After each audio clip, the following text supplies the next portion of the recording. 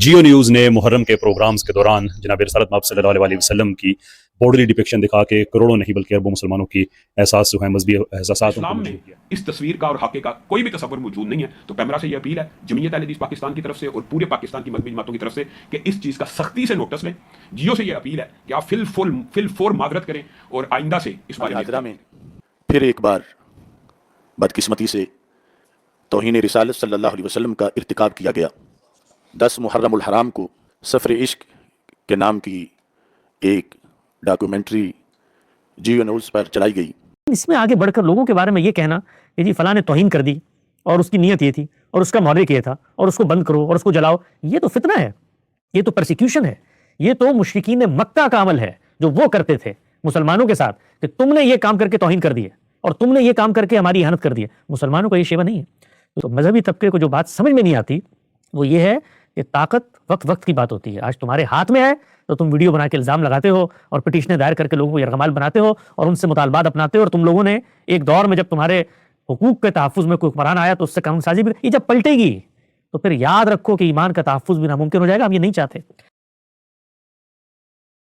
अभी हाल ही में पाकिस्तान का एक बहुत बड़ा न्यूज़ चैनल जियो टीवी के हवाले से ये प्रोपेगेंडा किया गया कि उन्होंने नबी इस्लाम के खाके दिखाए 10 मुहर्रम के रोज़ और उसके बाद उन पर बाकायदा 295C कटवाने का भी मुतालबा किया गया। तो आपने भी इस कंट्रोवर्सी को ऐसे फॉलो किया होगा, तो मैं आपसे जानना चाहता हूं कि आप इस पूरे के पूरे पस मंज़र को कैसे देखते हैं? एक लफ्ज़ में ये सरी परसिक्यूशन है, ये वो फितना है जिसको कुरान मजीद ने अशद्दु मिनल कत्ल करार दिया है। कोई शख्स तौहीन का इरादा रखता है, तौहीन का इर्तिकाब होता है उससे, इसका फैसला उस शख्स ने करना है। वो ये बताएगा कि मैं तौहीन की गर्ज से ये काम कर रहा हूँ, और नियत अमल में ढलकर उस वक़्त मुहकम होती है जब बात बिल्कुल दो चार की तरह वाज़ेह हो जाए। दुनिया भर में इहानत के वाक़यात भी होते हैं, वो वाक़यात अपनी वाक़ियत पजीरी में ये बता रहे होते हैं कि तौहीन हो गई है। आपने देखा होगा मुख्तलिफ ममालिक में रसूलुल्लाह सल्लल्लाहु अलैहि वसल्लम के खाके बनाए गए, कार्टून बनाए गए।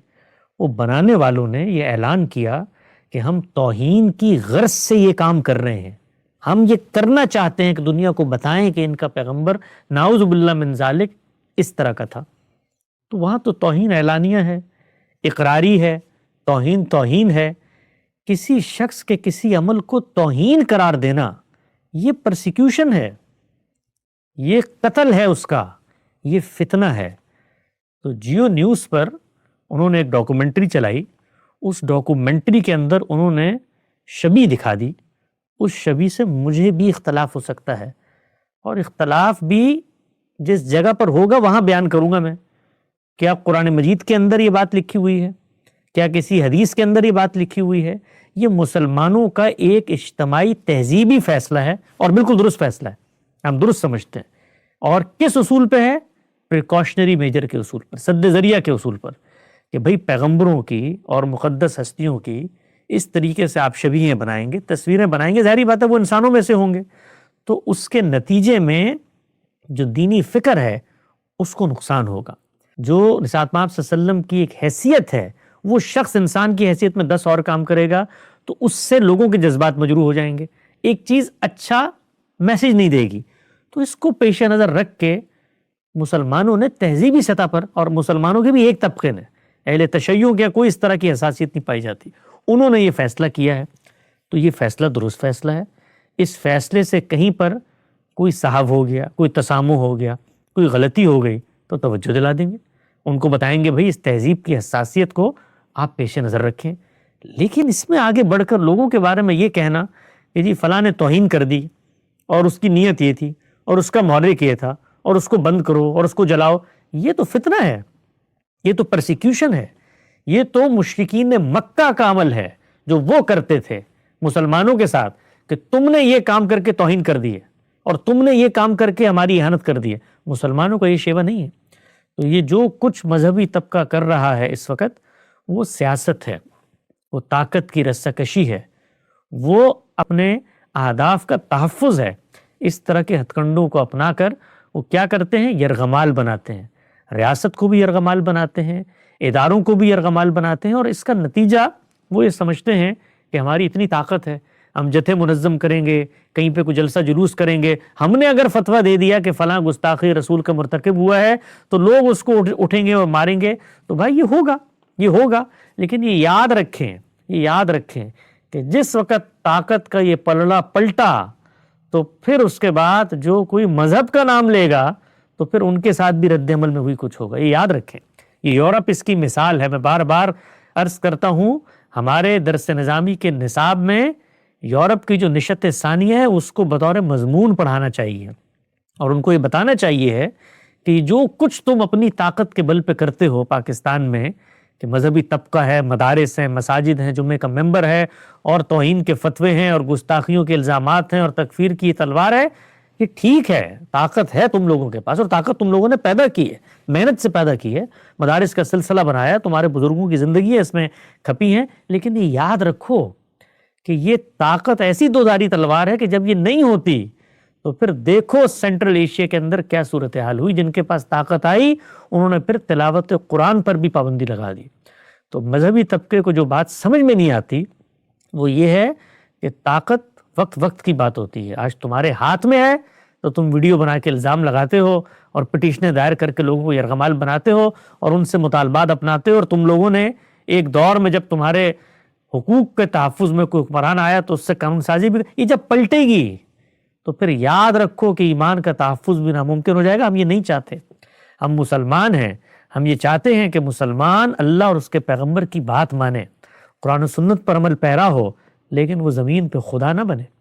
تو یہ جو کچھ جیو کے ساتھ ہوا ہے یہ اس کا مظہر ہے کہ ہماری سوسائٹی کی پستی دیکھیے، ہماری سوسائٹی کی زبوں حالی دیکھیے کہ ایک مسلمان کسی اسلام کی خدمت کے جذبے سے کوئی ڈاکومنٹری بناتا ہے اور اس میں ایک تہذیبی قدر کی خلاف ورزی ہو جاتی، کوئی دینی اور کوئی قرآن و سنت پر مبنی منصوص فیصلہ، تہذیبی قدر ہے، اس کو اس جگہ پہ رکھیں، تہذیبی قدر ہے، سد ذریعہ کے اصول پر مسلمانوں نے اپنائی بھی اور درست اپنائی بھی ہے، اس کی کہیں پر خلاف ورزی ہو جاتی ہے اور وہ آ کر اس میں معذرت پیش کرتے ہیں، معذرت بھی اللہ کے سامنے پیش کریں، لوگوں کے سامنے جھک کر لوگوں کے سامنے اس طریقے کی آپ معافی مانگیں، اور پھر اس کے بعد وہ یہ کہیں کہ نہیں اس طرح سے معافی، آپ ہوتے کون ہیں؟ آپ کی حیثیت کیا ہے؟ آپ کو خدا نے زمین پر اپنا نمائندہ بنایا ہے کہ آپ کے سامنے آ کر آہوزاری کریں گے؟ اگر کوئی قوانین ہیں اور وہ اس طرح کی چیزوں پر لوگوں کو مجبور کرتے ہیں تو ان کو بھی درست ہونا چاہیے، ان قوانین کے اندر بھی ترمیم اور تبدیلی ہونی چاہیے۔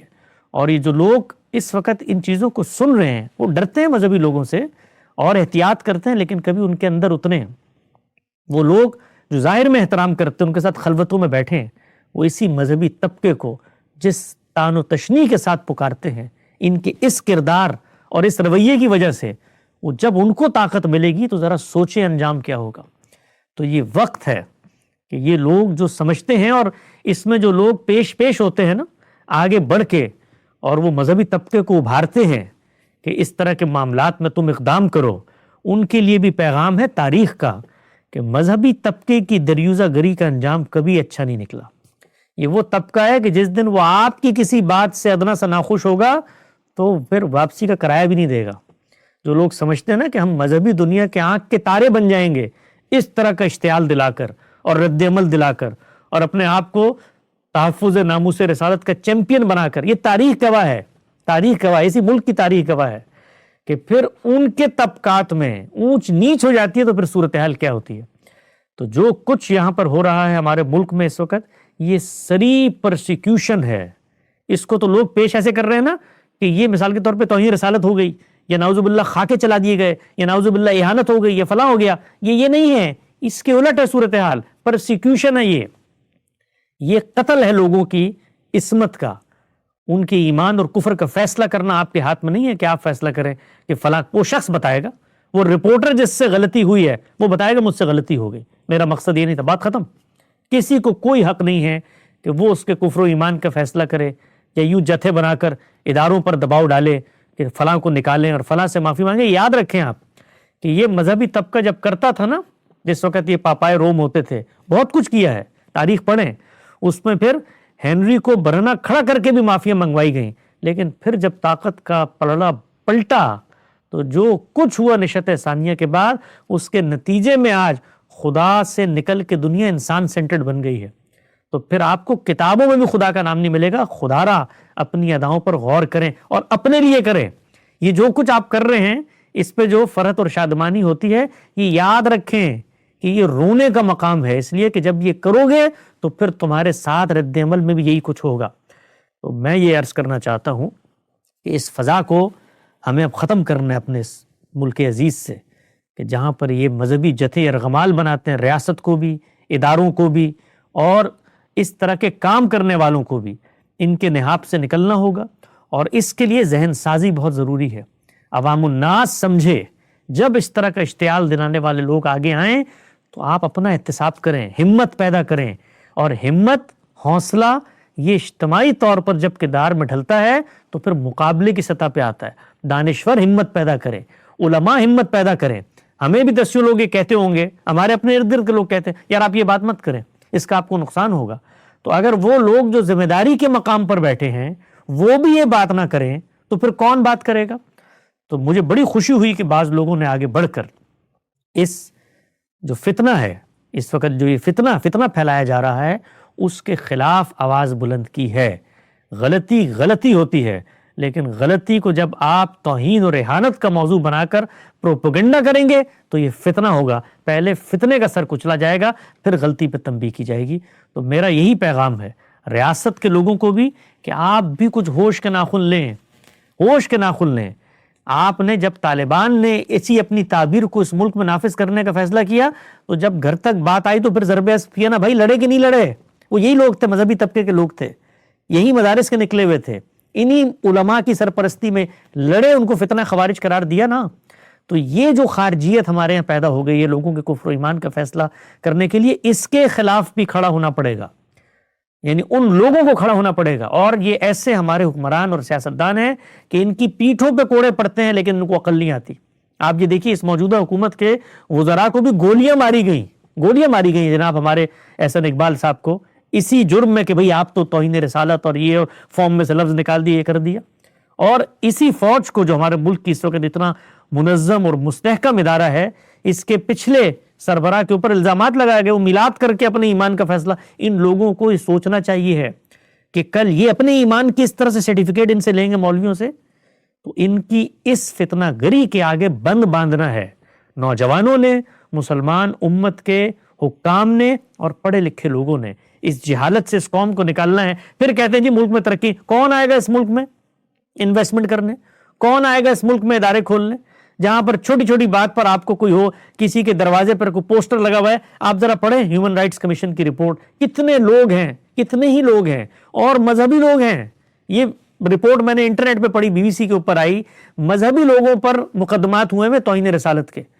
کسی نے کسی کے مسجد کے باہر بینر لگا دیا، اس کو اس نے اتارا تو توہین رسالت ہو گئی.